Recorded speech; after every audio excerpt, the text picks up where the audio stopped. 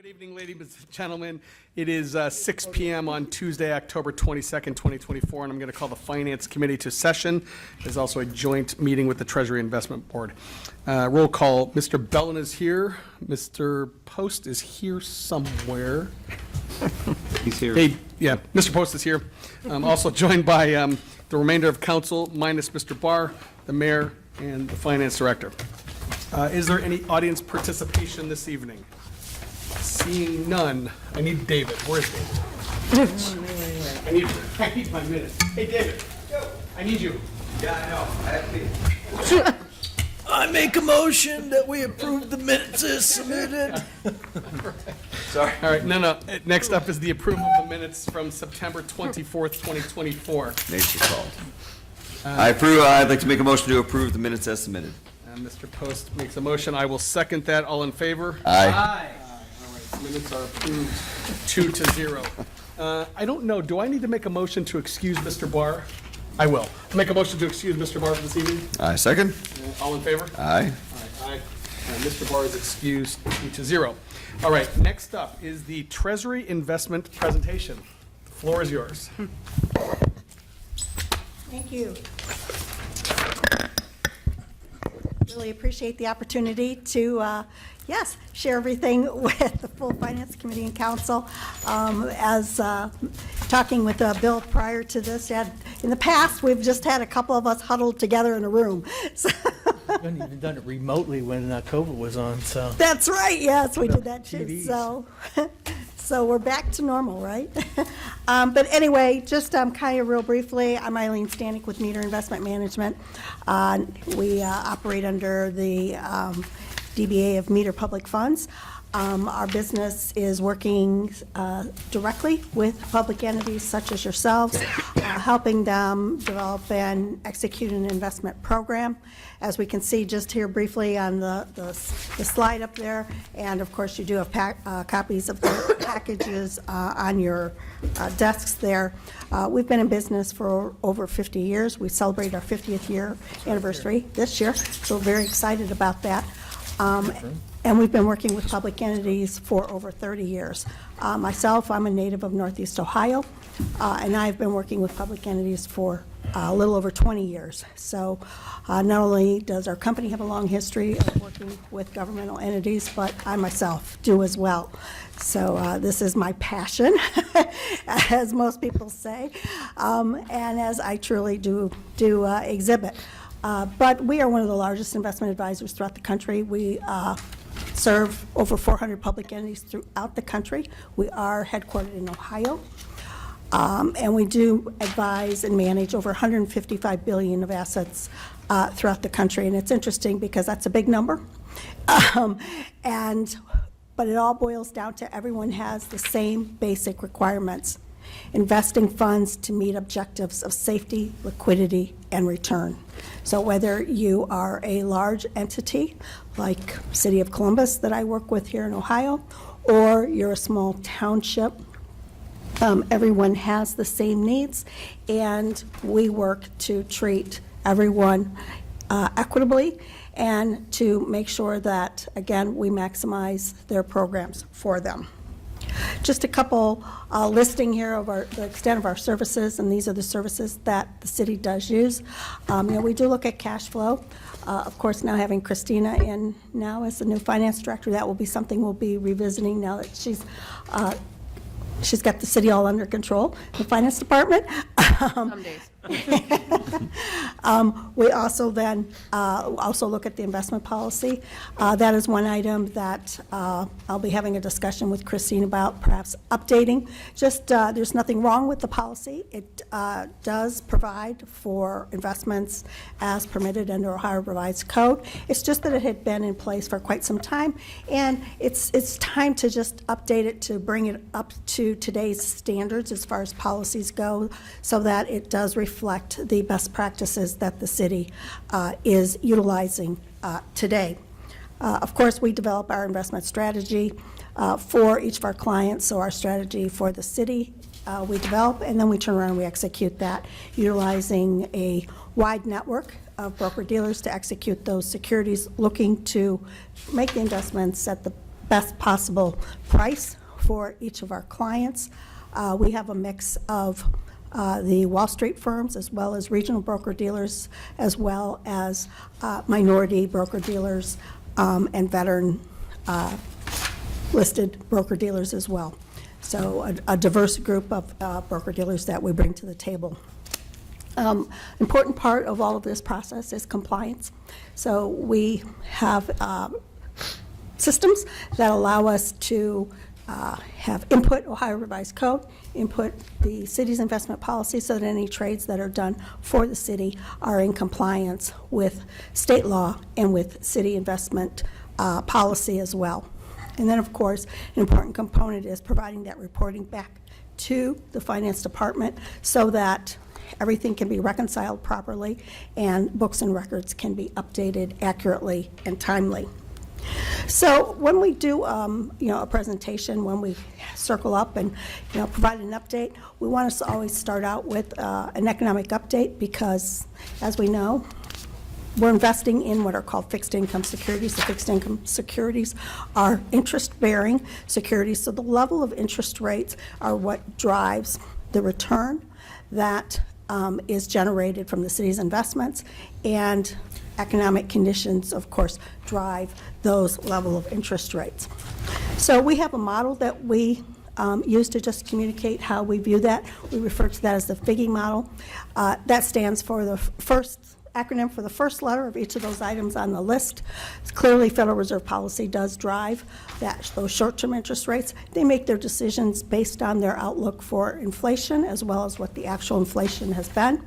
We know that that's been a tough spot here over the past 2 years, but things have really settled down, particularly when we look at the year-over-year change in inflation. Doesn't change that cumulative effect from summer of 2022. Yes, we know prices are still higher by about 20%, but on a go-forward basis, they're increasing at a much slower rate. Economic growth of the U.S. is another component of this equation. We know that trend growth for the U.S. economy is about 3%. So when the economy is running hot, we will see economic growth exceeding 3%.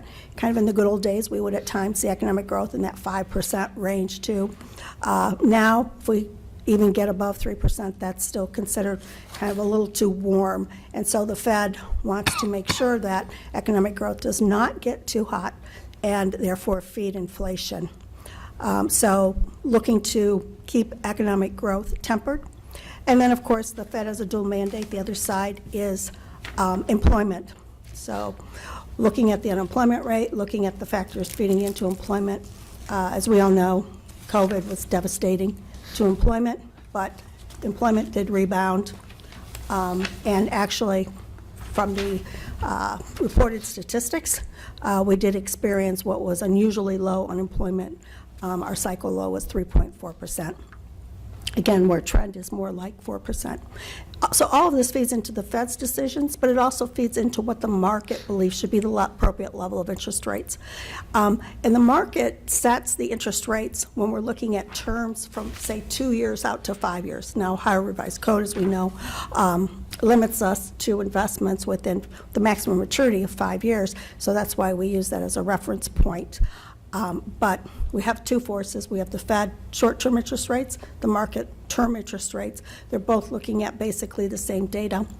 And sometimes they're aligned in their outlook, and other times they are not.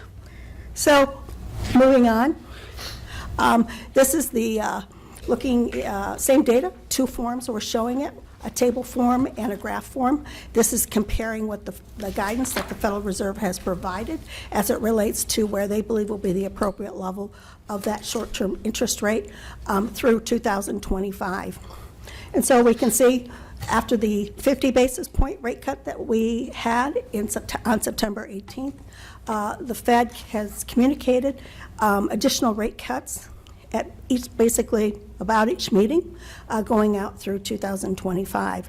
And so the trend, the expectations are that interest rates on the overnight basis, short-term basis, will be lower throughout the balance of 24 and into 2025. And we compare that to the market's expectations, which is based on market indicators, and this would be the blue line, the turquoise line up there.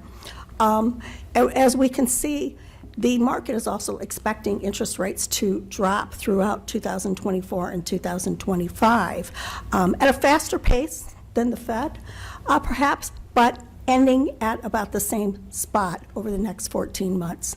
So while the expectations are not completely aligned in the short term, over the longer term, i.e. 14 months, they are aligned.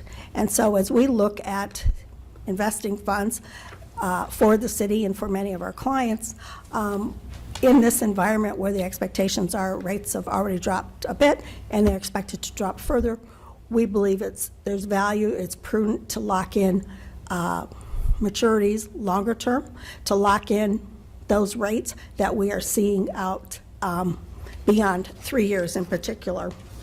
Now, the Fed was able to lower interest rates because the inflation rate has been tame, we would say.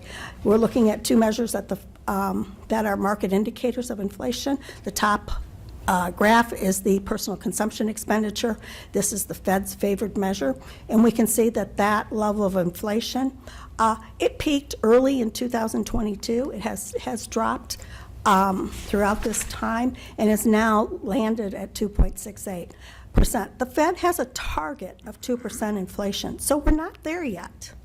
But the Fed had said relatively early on that that's okay if we are not at that 2% target yet. What they were looking for is that if the level of inflation drops and if the pace of inflation remains moderate and does not show signs of turning the corner and increasing. So that's basically what we have experienced here throughout 2024. And again, that is what gave the Fed confidence to be able to cut rates 50 basis points in view of the fact that we had some kind of questionable or negative employment numbers, which then also allowed the Fed to turn their focus to the labor picture. Now, the bottom chart is the Consumer Price Index. Very similar path that we experienced there. Of course, the Consumer Price Index peaked around 9% in the summer of 2022, and it now stands at 2.5%. And the Consumer Price Index is important because we know that many times cost of living adjustments, labor contracts may have conditions that drive increases in wages and the like based on the Consumer Price Index. So that level is now at 2.5%.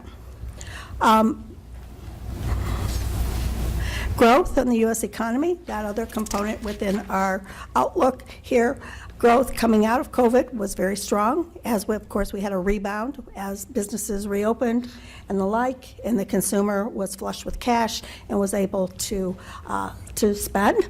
And we know that the consumer contributes their activity contributes 2/3 to economic activity within the U.S. So a very important component of the U.S. economy. So coming out of COVID, strong growth. It then was still relatively strong, but started to be a little uneven. Last read, economic growth was right at our 3% target, but the outlook for economic growth going forward is lower growth in the U.S. economy. And that's because interest rates are high. That drags down economic activity. Makes it very difficult for consumers and businesses to finance their needs. We see that particularly in the housing market as well, where very difficult for folks to buy a home, to afford the payments with interest rates at the levels they are and the fact that prices have remained high as supply has been limited. But that being said, yeah, the outlook, again, is for economic growth to slow, as it will take some time for the Fed to get interest rates kind of back to normal in order to allow the economy to settle back up into what we would call trend growth. Oops, went too fast. I've got a problem with this thing sometimes. But he handed me the remote. Same problem I have at home with the TV. Anyway, looking at the labor market here, we're looking at non-farm payrolls. This is job creation. This is showing the monthly job creation for the U.S. economy. We're going back to 2021, so this, of course, is kind of coming out of COVID, when job growth started to, folks returning to work, companies, rehiring people and the like, and then continuing down through this period that we're in today, where job growth has been rather muted. And when we look at the dotted line, which is the 3-month average, we can clearly see that trend that has occurred. And as I had said, we had some employment jobs numbers that were relatively weak a month ago, and that allowed the Fed to say, wow, yeah, we need to do right out of the gate on lowering rates by 50 basis points. We need to jumpstart this because we don't want to get behind the curve, like one could argue they did when inflation was moving up so quickly and they were slow to raise interest rates. The bottom chart is looking at the measure of initial jobless claims. So what this does is this gives us an indication of perhaps, what will happen. We could see with the unemployment rate, because initial jobless claims is measuring folks as they, of course, have lost their jobs and file for unemployment. We do have that unemployment rate at 4.1%. Again, that's up from our cycle low of 3.4%, but clearly still a very, I would say, solid number.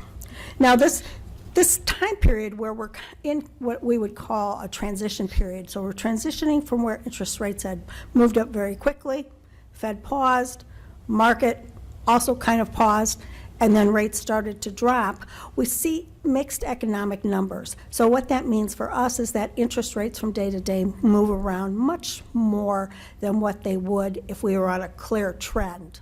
But when we look at what has occurred with interest rates, they have overall dropped, but yet, as we said, there has been some volatility here. So the orange line is showing that overnight rate, that Fed funds rate. So we know that, as we said, the Fed was on pause here until July, and then since July, and then they did in September, July of 2023 is when they stopped raising rates. So September of 2024, they made that first rate cut. That now puts that overnight rate at 4.88%. And we've had the 2-year Treasury, which, again, this is more of the market kind of setting the level of interest rates, had moved up pretty much in tandem with the overnight rates. But then as they started to see that rates should be lower, we had rates drop. Then we got a mixed economic number, rates moved back up. Another mixed number, rates dropped. And we've now recently had some economic numbers that have shown, maybe things aren't quite as bad or moving as quickly to the slowing territory as originally thought, and so rates have moved up just a tad. But that being said, this volatility, when we look at it beyond really just a very short-term basis, and we look at the level of interest rates compared to over a long period, and in this example, we're looking at over a 20-year period, we can see that the 2-year Treasury has averaged over the past 20 years under 2%. So even though rates have been bouncing around a bit, they have moved down from their cycle highs when rates really topped out in October of 23. There's still opportunities to take advantage of these rates in the long term. Again, because from our perspective, we think it's prudent to always take that longer term view. So moving on to the city's investment portfolio. As we know it today, at the end of September, $2 million in cash. That's actually monies that's in Star Ohio. Star Ohio is a short-term investment pool. It's like a money market fund. So again, the return on that will follow as the Fed moves rates down. That rate will move as well. And then we have just over. Do you know what the cash rate currently is? Is it 4.2, 4? On Star? Yes. This morning it was 5.02. 5.02. Okay. Yeah. That's high. Yeah, down from it was 560 at the beginning of the year. So It's a better deal than I have. Yeah. So. All right. And for transparency, at Meter, we do serve as an investment advisor to the State Treasurer's Office on the Star Ohio pool. So we are instrumental in helping that return be very beneficial to, Goldman Sachs, I think, is at 4.2 right now. yeah, So, thank you. yeah, you're welcome. And it's interesting, though, that you say that, just a little thing about Star Ohio. Star Ohio is very limited in what they can invest in because it's only available to public entities. So, taxpayer dollars are at risk there. So it's very important that not only is the city's investment portfolio having that objective of safety, but also Star Ohio, has to be cognizant and have that fiduciary duty also to all the public entities that invest money in that fund. So when I look at your chart, Yep.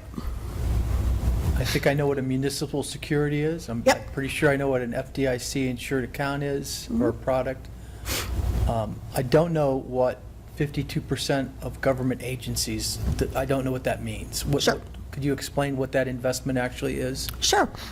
And compare it to the U.S. Treasuries, because I would think they would be similar.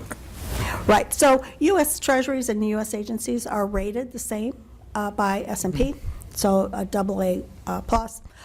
So U.S. agencies represent what are called agencies of the U.S. government or instrumentalities of the U.S. government. And so what that means is that these are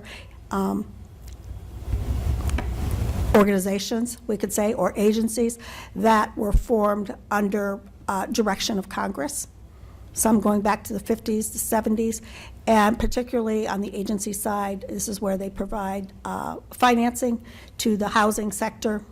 Okay, so like Federal Home Loan Bank. federal home banks, Federal Home Loan Mortgage Corp. okay. Yes.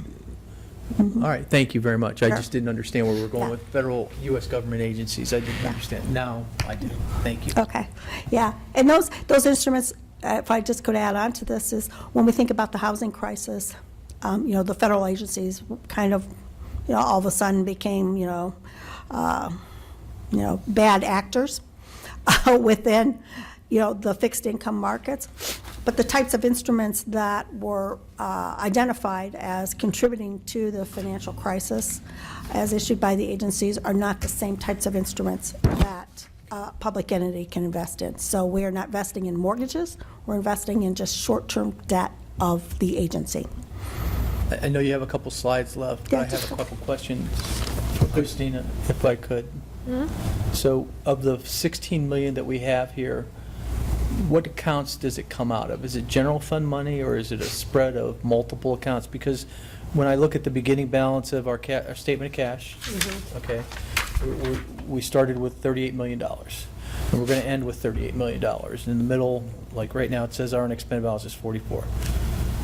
And where I'm going with that is, if we can get 2% on a million, should we be investing more? If we have $38 million and we've only got 16 million invested, 2 of it in cash, which is what we think is from liquid, and these are really short-term 5-year notes, should we be increasing that amount to like 20?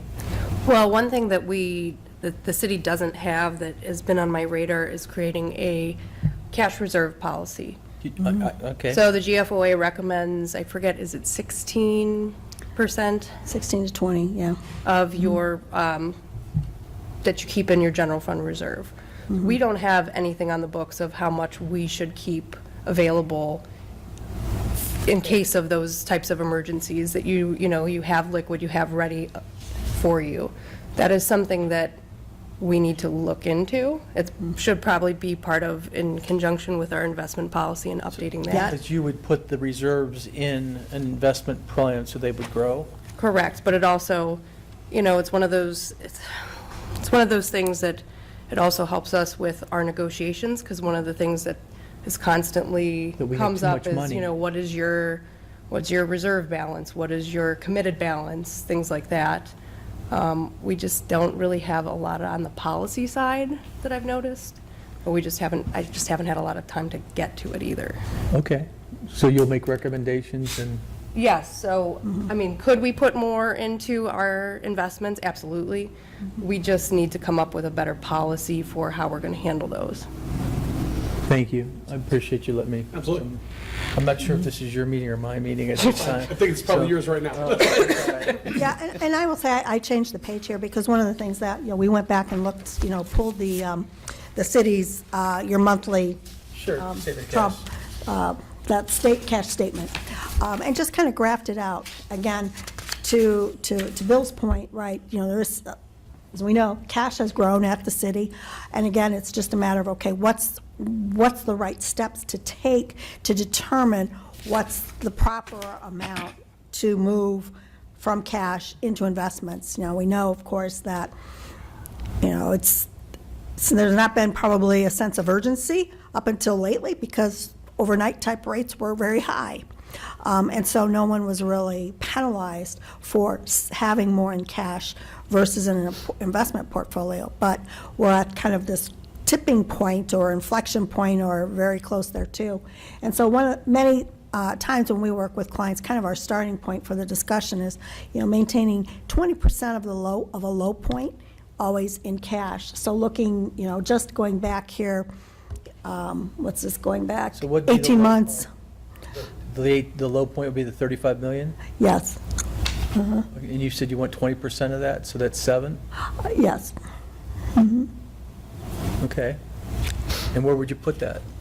And we would then spread that across the investment portfolio, assuming there's no cash flow needs. So for instance, if some of this cash that's there is earmarked for projects, or if it's including note proceeds because you've borrowed money to do something along that way, then we would want to take that into consideration as we would structure the investment portfolio.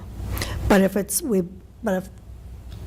based on the discussions and the like, and with Christine gaining some history on the city, becomes also more comfortable with really how the cash is flowing into the city.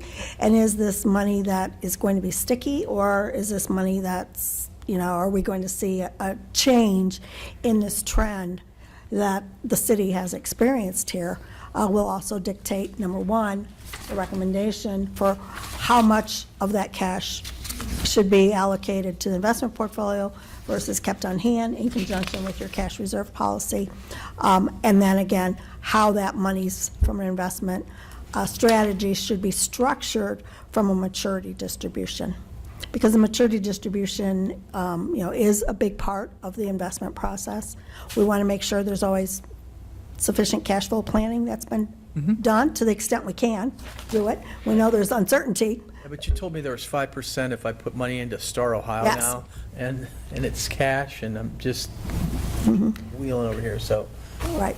Excuse me, one of the things that is different with Twinsburg from other cities that I've worked for is that the majority of our revenue comes from income tax. We have very little, if any, that comes from property tax. And income tax is one of the most volatile revenue sources there are.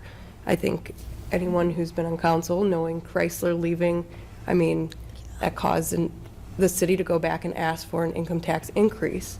So if if you lose one of those big employers, Cleveland Clinic, Amazon, you might put yourself back into a situation very quickly where you do need that cash readily available. So it's a balancing act. Yes. And I think part of it is also my comfortability with what am I comfortable with having on hand. Yeah. Yep. We've been asked for what we wanted to put in cash reserves for probably as long as I've been here. And they used to put 50% in capital when I first got here.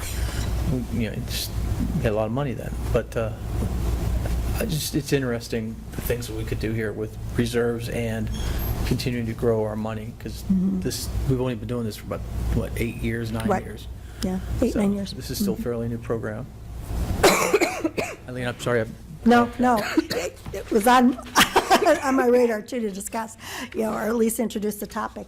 And when we think about, to that point, when knowing that there's always can be uncertainty with cash flow, is on the maturity distribution, while we think it's prudent to have funds locked in longer, we don't take a speculative position and say, well, we need to move everything longer term. Because number one, uncertainty with cash flow, as well as economic conditions and the level of interest rates can change. And so we take a balanced approach. And based on, today's outlook, we think it's prudent to have about 42% of an investment portfolio locked in beyond 3 years. So when we look at the city today, and I know those are probably a little hard to see on the screen, we have 17% in that 3 to 4 year bucket and 19% in the 4 to 5 year bucket. So we have 36% of the investment portfolio maturing beyond 3 years. That's happens because we're adding to those buckets as we have maturities, but of course, as time passes, the maturities get shorter as well. So it's almost like, you're trying to move ahead, but can you move ahead as quickly as maturities are getting shorter? So in today, we have, 27% of the city's investment funds maturing within 1 year. So that is going to give us, over the next 12 months, sufficient opportunities to build up those longer-term holdings, get those funds locked in. But we always want to maintain anywhere from about 17 to 20% of the investment portfolio maturing inside of the 12-month period. Again, so we have that balance of that cash reserves, and then we have also liquidity built into the investment portfolio, so that if the city needed money due to some unforeseen circumstance, there would be funds readily available that could, we have maturities, be transferred back out to cash. Okay, thank you. Okay. Well, the last thing really is, when we look at the income that's generated, and really what the benefit of locking those longer-term interest rates in at levels that we haven't seen in 20 years. So what we're showing here is the past, 3.5 years really of the actual interest income that the city had received on the investment portfolio. And then the projected income based on the securities we own today that the city will receive 25, 26, and 27. And so we can see that not even reflecting reinvesting that monies that's maturing over the next 12 months, but just what we own today, that the income that will be generated on those investments will provide stable interest income for the city for the next 3 years. And we think there's value to that from a budgetary standpoint. Any other questions, comments? I don't, but Aline, thank you very much. Very, very informative, and appreciate what you do for us. Thank you. I really appreciate the opportunity as well. We used to just use savings accounts 20 years ago when Joanne Terry was director, and we were getting 2% then, and then it went to like 0.00 something. So we started to talk about how we could do this, and there's lots of rules on, obviously, on how to invest money. So this has really been working well. Well, and one of the things, I think you guys have heard me talk ad nauseum about making money off of our Huntington account. Is that change with Huntington, the cash that we do have in the bank, we're now getting interest on that, which we weren't previously getting. So, on top of, we're getting an additional $250,000 now from that we were never getting, that it was just sitting there. Right? Yeah. Thank you. Yeah, that's awesome. Very good. Thanks. Eileen, thank you very much. Appreciate it, sincerely. All right, next up is quarterly revenue. Ms. Conway. All right, so I sent everyone, I think I did a brief update at the last meeting, but we'll go through a full quarterly overview since September's over. I just want to stop on a couple numbers. I don't want to take up too much time tonight. Again, we're in a good spot with most of our departmental revenue through the general fund. Just some items of note for Parks and Rec. Jen has started facility rentals again. They have the agreements with the baseball and softball league, so those are new fees that we haven't had before that we'll have going forward. So their little grouping is already exceeded their revenue estimate for the year. Again, I need to put page numbers on these. I tell myself that every quarter, and I forget to do it. The EMS billing, I just updated numbers today. We are well over that 742,000 through October. So we're Does that going to, include the kickback we have to give to the township? Or is that just the gross number? that's just the gross number. Thank you. But I want to say we were at like 779,000. That's a so- really high number. That used to only be in the 4s and 5s. That's the highest number I've ever heard. Yeah, so that number will uptick a little bit for next year, but they're in a good position. And general fund through September, we're at 77%, which the benchmark is 75%. A lot of the special revenue funds, like state grant funds, those are all a little bit lower because we haven't submitted for reimbursement on a lot of those grant projects. So those will be a little bit smaller. Sewer revenue, we have 1 quarter left for billing, so that should be coming in. And then that number's a little bit lower because of that reimbursement number. That's that grant money from OWDA for Nate's sewer project. So overall, well, let's hit the golf course too. The rental line, I think everyone is well aware that we have that, the agreement with JJB about over their gross sales. So I want to say we're over our projection for September, but we're going to be over 100,000 for the year. So we weren't sure when we did the budget last year what that number was going to be because it was based off of their 2023 sales. But Brian and Jim are at about 94% through September. We've had some nice weather through October. We've had some hit and miss weather, but I think they are well on their way. I don't think we're going to have to make, knock on wood, I don't think we're going to have to make any type of transfer for the second year in a row. So that would be great.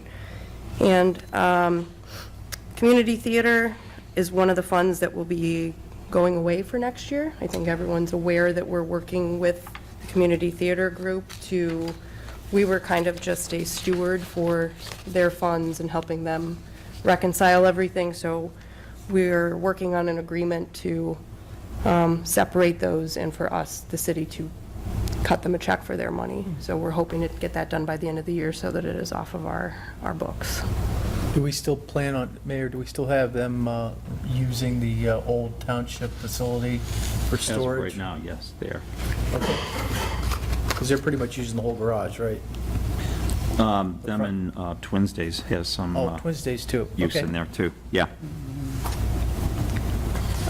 So while revenue's only at about 66% through September, at 39 million, if you take a quick look over to the expense report, we're only at 33 million through September, so we're in a good spot. So if we just want to switch over to the expense real quick. Just to hit, the general fund revenue through September was at 24 million. General fund expense is at a little over 20 million, so we're in a good direction. I think majority of that is obviously wages, so obviously going to have some payouts in the 3rd and 4th quarter for comp time, holidays, things like that that'll affect it. We've had some retirements. We've had some significant retirements from some departments, which again, some of them planned, some of them not planned. Does anyone have any questions on the general fund before I move on to the other funds? No. And for some of the other funds, at this point in the year, we like to see a lot of those special revenue funds almost at their max, because that means that projects are done, completed, equipment is purchased. Just for note, like capital improvement fund is at 90% of what they have spent or what they were budgeted, which is good because that means that we're actually purchasing equipment. We don't have to wait year after year like through COVID, and you're waiting 2 to 3 years to get things. So, and through September, we're only at 64% of our expense. So I think we're in a good spot going into 3rd or 4th quarter. And that's it for those reports. Where do we stand on, we're still waiting for a fire truck, right? Yes. So at our staff meeting on Monday, Steve said, Chief Basso said, end of November, beginning of December. Okay. So again, still not a, Painting it. They're painting it? They're Okay. painting it, yeah. Okay. I think he said once we receive it in Ohio, because it's being built in Wisconsin, then it has to go for like another month of Okay. them doing things here. But that's budgeted for 2024, and it's going to hit in 2024 as of right now? I I won't hold you I to am it. not- That's what we think. I am not hopeful of that, just given. Depends on when with- we get it. Okay. With you know, with the ambulances, and we were told one thing, and Just then we curious. got them another 8 months later, so Okay. I'm optimistic, but I don't think so. Okay. Okay. I'll let you handle that Yeah. when it has to slide. Any other questions, Mr. Post? No, nothing, thank you. Rest of council? No, okay. Miscellaneous, Mr. Post? Nothing, thank you. Rest of council? Mr. Mayor? No, sir. I'm Christina? good. The only miscellaneous is the first reading of the budget is going to be November 12th. Okay. So I don't know, I haven't looked at the schedule if there's any other committee meetings that day.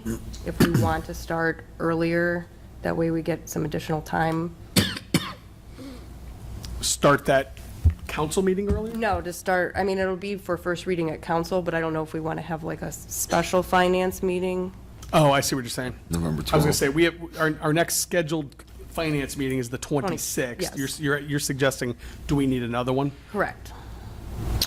I don't have, anybody have the full calendar in front? I don't have it in front of me. I tell you what, we'll have to circle back with Shannon and take a look at, let me ask you this, would you want one, if we can? Yeah. I think Okay. so. I think we schedule it, and if we don't need it, we can Okay, cancel it. that's fine. I'm You know okay what with that. saying? Okay. This way, in case it's needed. Okay, all right, I'll reach out to Shannon then, and what date would you like that on? We could do the On 12th. On the 12th? Okay, okay.